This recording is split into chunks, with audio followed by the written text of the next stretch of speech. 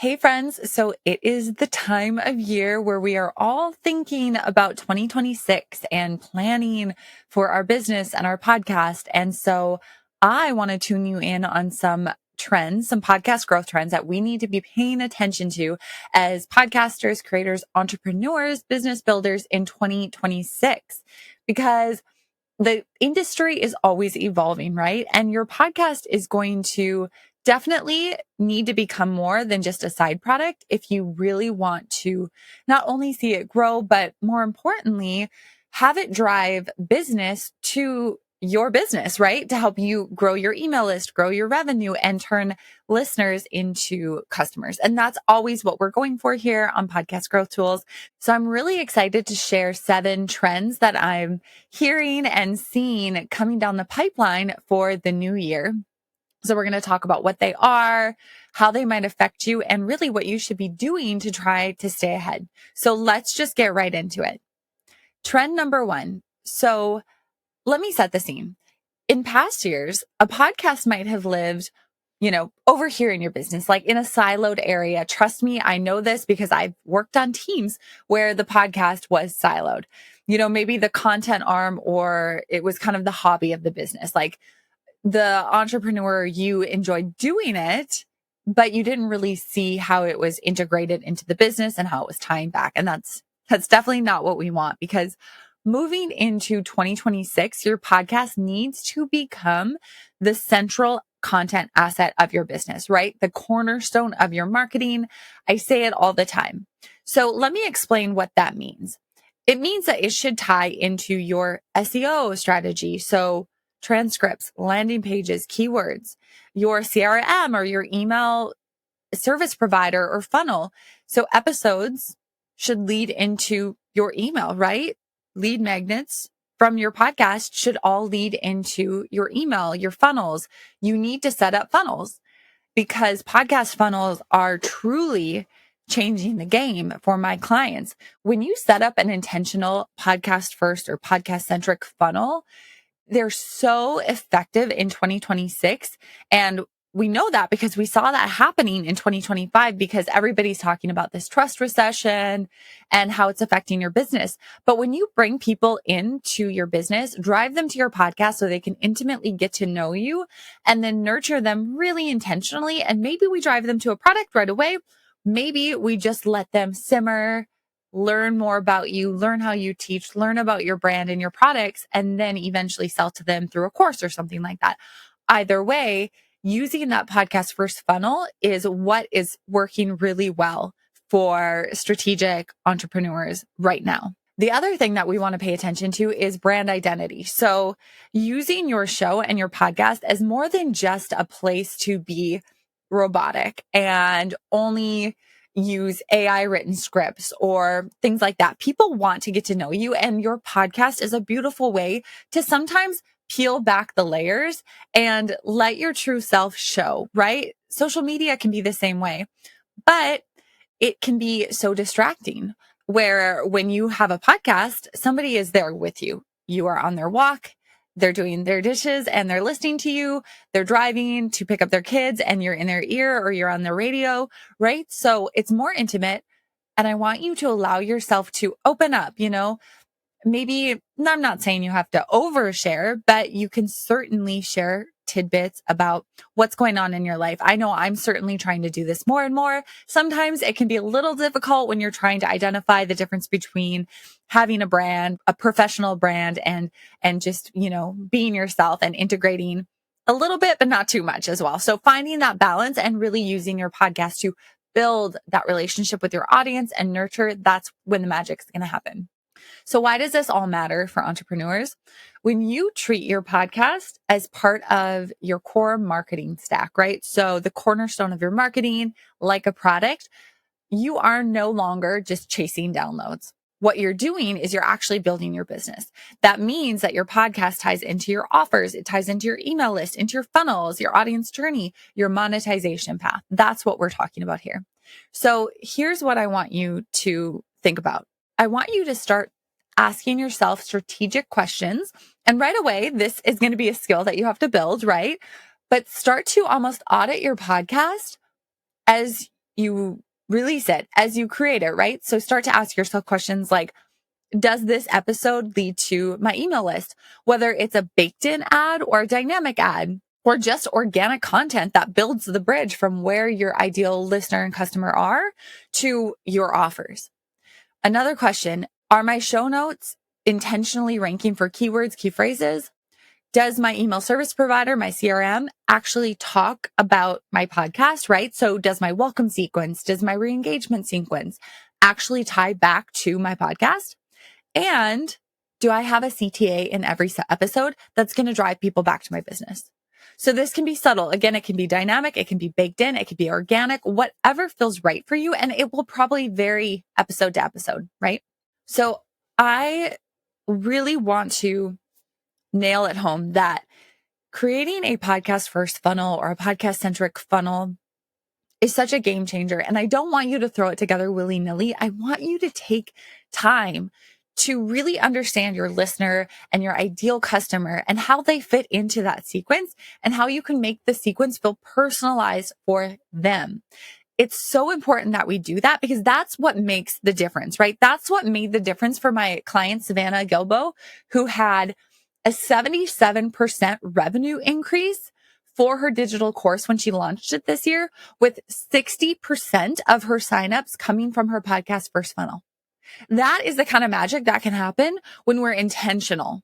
Okay. So I cannot say this enough. Yes, you can have lead magnets and freebies, but the smarter strategy is to actually create a podcast first funnel, podcast centric funnel. If you're not sure how to do that, I'm your girl. I can help you. In 2026, early 2026, I'm going to be hosting a challenge. So be sure that you're on my email list so that you can become part of that challenge where I can teach you all of these things, right? So again, my email, if you are not on my newsletter right now, be sure to get on there. It's podcastmarketinghub.com/subscribe. You will be the first to hear about the bootcamp, the challenge that I'm going to be hosting, where we can talk more about what does a podcast first funnel actually look like and how can I do it the right way, instead of just throwing something together, thinking it's right, and then wondering why it's not working and why it's not bringing people into your email list and then actually getting them to buy, right? Okay, so that leads us to the next trend, because that integration only works, that podcast first funnel only works if you are found by the right people and then if they stick around, right? So the second trend that we really need to focus on in 2026 is organic discoverability and audience retention. So podcast growth, it's funny. It's like definitely morphed and changed over the years, which is beautiful, right? Everything within businesses, everything within entrepreneurship always is. But it very much used to be get more listeners. Now it's really about getting found and then keeping them engaged, creating super fans.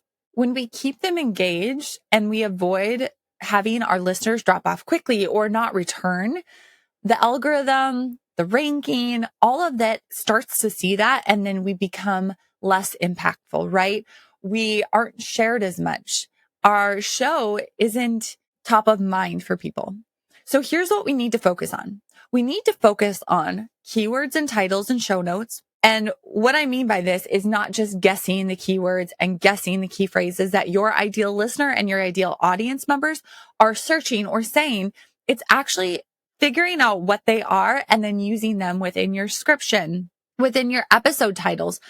Another thing that kind of could fall into this is that I'm seeing become more and more popular. It's definitely something I teach, is having a tagline with your show.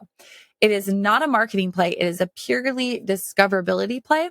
And you actually don't use it anywhere in your marketing. It only sits as a place where you're using keywords or key phrases within a short tagline on the backside of your podcast title. If you don't know how to do this, again, get into my community, get into my challenge or something, and I will teach you how to do it. But that is definitely a trend I'm seeing more and more people integrate. Another thing we need to focus on to help us with this discoverability is niche clarity. So new listeners are very quickly understanding that this podcast, it's for them, right? That it's not unclear. It's very clear right away, whether that be the name, the tagline, the episode title, your intro, right? So we can use all of these things to make sure that somebody comes into our audience, they check out an episode, a new listener, and they immediately go, oh, this is for me, right? That's what we want. And then from there, we need to upgrade their path, right? Again, we have them at the episode. We get them to either the next episode or maybe a playlist, to our email list, to our offer. Like there's all steps on the funnel that we need to move them through. And so over time, the more we pour into really knowing our keywords, using them strategically, intentionally, not willy-nilly, or not just having AI give us a podcast title that actually doesn't house the keywords that we're going for, over time, you'll notice that you start to see growth in your show. Yes, it takes a little bit of time, but it's just like having a blog post and aiming for SEO. It takes time, but eventually all of that work that you put into really identifying those keywords, using them strategically, will start to bump you up in the rankings. It'll get your show in front of the right people, because if they are searching for nervous system regulation and you've been using those words, you are eventually going to start to show up, right? But it takes a little bit of time. So you want to start doing it as quickly as possible. Don't even wait for 2026, right? Start doing that right now. Okay. So once you're found, right? And once you're retaining these super fans, your podcast is starting to really feel great. But that's not where we make our money, right? That's where monetization diversification comes in. And this is a trend we're also going to be seeing in 2026. So monetization diversification, say that 10 times fast. So yes, ads and sponsors have been part of the mix for a long time. But one trend that I am definitely seeing is that entrepreneurs are now using their podcast to directly feed into their own products, courses, memberships, not solely third-party ads.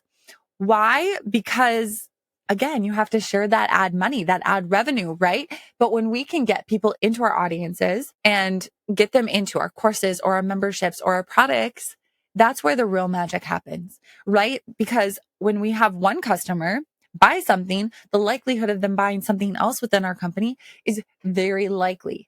So not only do we want to, send them to buy the favorite collagen, which could be good, but now you've sent them to outside of your business, which again, there's a time and place. Don't come at me. There's a time and place. And I think that these can absolutely be great depending on your goals and things like that. But I do feel that the more that we can use it to drive our offers is so, so important. Also, another trend that we're moving into, and this has been happening definitely in 2025, but if we are using third-party ads, podcasters are getting more choosy, right? So we want to speak to ads that feel organic. We want to speak to ads that make sense for our audience. So again, going back to collagen, now I definitely use collagen. I love collagen, but I'm not going to probably talk about going to buy my favorite brand of collagen on my show because it's just too far of a left turn. Now, would I talk about going and building a quiz on Interact? Absolutely. In fact, I might. And I am right now. Build it on Interact. Trust me, you will not regret it. But do you see the difference? Like if I am going to do a third party ad, and I know that a lot of entrepreneurs are doing this, they're trying to make the dots connect versus just taking any ad and using it. Now, when you're not in a network or when you're in a network that's really strategic about this, that's helpful, but something to think about for 2026. So when you drive to your offer, the beautiful part about this is that you're not relying on ad rates, right? Or brand deals or downloads, since a lot are still going off of downloads, which is, we can get into that's another conversation, right? But I really believe that in 2026, many creators are going to shift their focus here first and foremost. And so here I actually have an interesting stat about all this that comes from SEO Sandwich. And it is that podcasters that diversify their income through their own offers, meaning that they drive their listeners to their own offers. They promote their own offers in dynamic ads and baked in ads without relying on ads. They actually earn about 40% more than those who rely on ads. That is a lot. So truly, this can be life-changing when we start to focus on that and put our energy there versus focusing on just landing brand deals and then delivering to those brand deals, which again, there's a place and there's a time for it depending on your goals. But I just love using our show to drive back to our offers. Okay. Trend number 4. This one is really interesting. So there's definitely global growth happening. Podcast listening and production across the globe is truly growing fast. So non-English languages, regional markets, spikes from unexpected countries are happening. Truly, in my own business with clients, I have been seeing, we'll randomly see a spike from Brazil or just random places. And it's very interesting to look at those and really see what's happening because we do have a lot of different countries entering the podcasting market and quickly rising to the top of podcast listeners. So what does this mean for you? Well, depending on your business and your goals, if your podcast is only targeting one market or just one language, you potentially could be missing on an opportunity, right? So again, it's very case by case basis, but I think it is something that is important for us to be talking about and just paying attention to is the growth around the world with podcasting. So I always recommend to just be checking your analytics, noticing where your listeners are coming from.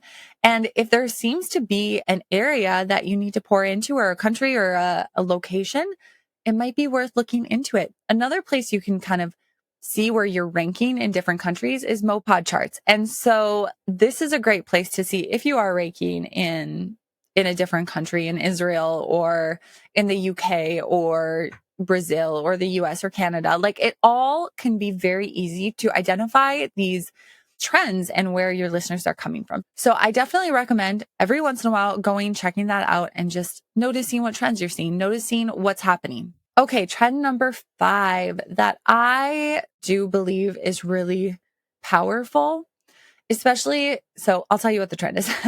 It's really niching and focusing on kind of micro podcasting. So I teach a lot of amazing strategies that can work for many types of podcasters of any gender and any industry, with the exception of like my funnel strategies probably wouldn't work great for somebody who's in true crime or I don't know, something like paranormal. But if you are an entrepreneur who uses a podcast as part of your business and part of your marketing, then what I teach will work for you. However, in my messaging, in my marketing, I certainly lean towards supporting female entrepreneurs who have an online business. It is just what I do. It's the experience I come from. Now, that does not mean that somebody can't come in who doesn't happen to fit into that box and find great strategies and have great results from applying those strategies. That's not at all. But for me, what has worked really well is being able to get really clear on my keywords and my key phrases, knowing exactly who that person is. And that's just worked for my industry. And I do feel like a lot of people listening to this, because I know my ideal listener, right? I do feel a lot of us niching and micro podcasting is not a terrible thing to do. Again, that doesn't mean that other people won't find and benefit from what you're teaching and your podcast, but it certainly does mean that when you're speaking to them, your marketing, it is going to be a little bit more tailored. In fact, I got a comment from someone on Spotify who said, I love your podcast. I love your strategies. I wish you wouldn't only speak to female entrepreneurs. And I just thought to myself, I hear you. I do. And I also need to do that in order to make sure that my business thrives and doesn't get lost in the mix of things. And so I hope if you're listening, I hope that you do apply these strategies. And honestly, my products still work. If you want to go and buy my podcast growth toolkit, it will work great for you. And it's not even tailored to women specifically or female entrepreneurs. And then again, if you come into my program, so I have that challenge coming up. If you happen to come in there, it's not like I'm only going to be speaking and relating to female entrepreneurs. You will still get a ton of benefit from it. But that is just where my marketing voice and message go. And I know people all have different beliefs and things like that with this, but I do feel like if you want to play to the key phrase and key word angle, then having a little bit more of a clear niche is really supportive for this. All right. Trend number 6 is all about AI. No surprise there. So we are seeing a rapid increase of, the technology layer of podcasting advancing. We're seeing a lot of AI assisted editing, transcripts, better analytics, which I'm really excited about. We're seeing better dashboards, better data tracking, and it all is making a difference. So I really am excited to see this continue to grow within the industry because it really is going to give back to us as podcasters. Because what this means for entrepreneurs who have a podcast is that we can waste less time on trying to figure things out or the technical overhead or better insights and really focus on what's moving the needle. And that's really what we need to be doing as podcasters, right? So in a world that is giving us so many amazing platforms to use, my best advice is just to dabble, start to see what works best for you and then lean into it and know that something better might come along, or depending on the company that your platform, your AI platform that you're using, they're always improving, right? So figure out a few that work for you. You don't have to do them all and just lean into those. All right, let's talk about trend number 7. And that is that more and more podcasters are focusing on quality over quantity and sustainability, which I am so here for. I love it. So in 2026, we are going to see more creators stop chasing just publish every week at all costs, right? And start creating sustainable long-term content systems. And it's so important that we're doing this. This means podcast swaps, right? So I've talked about this where two podcast hosts hop on, have a coffee talk, highlight one another as the expert, and then release that audio on their platform, right? Batch recording. This is becoming more and more necessary in order to stay with the times and stay ahead of the demands of podcasting.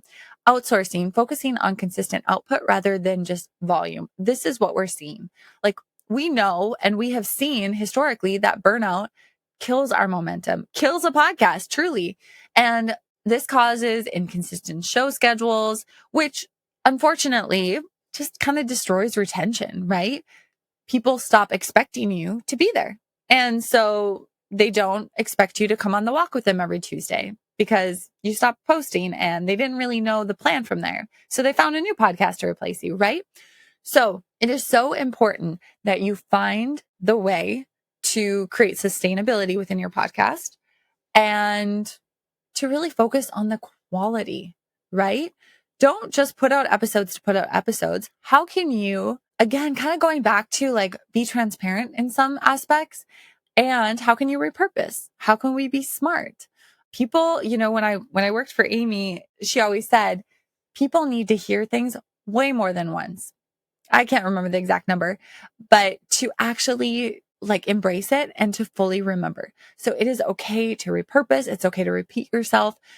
At the end of the day, if you are giving good content with good value and really serving your audience, they're going to keep coming back. Okay, so those are some exciting trends that we get to look forward to, we get to dabble with, we get to kind of play around with as we're thinking about planning for 2026. Maybe you're sitting down with your team and having these conversations. I hope that you start to circulate some of these trends and just say, how could we integrate these, right?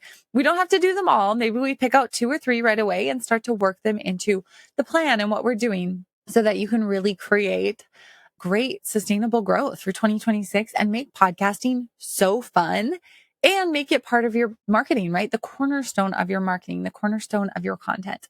That's really what we want. So again, I am about to launch a challenge. Maybe I did by the time this goes live. And I want to make sure you're on the wait list for it. So be sure that you are on my email list. You can head to podcastmarketinghub.com/subscribe. We're going to do a little challenge in January because January tends to be, one of the better months for podcasts. So let's really hype it up. Let's get it out there. Let's get it discovered. And I would love to support you on that journey. So again, jump on my email list. You'll be the first to know when I open up the doors for my challenge in January. So that is podcastmarketinghub.com/subscribe. And I'll get you on there. All right. Thank you so much for joining me today. And always, if you need something right now in the interim to really support you, go ahead, grab my podcast growth toolkit. It is all very doable things that you can do, literally sit down in a week and start to implement them. You can grab it at podcastmarketinghub.com/toolkit. Check it out there. Let me know if you have any questions, and I will see you next week.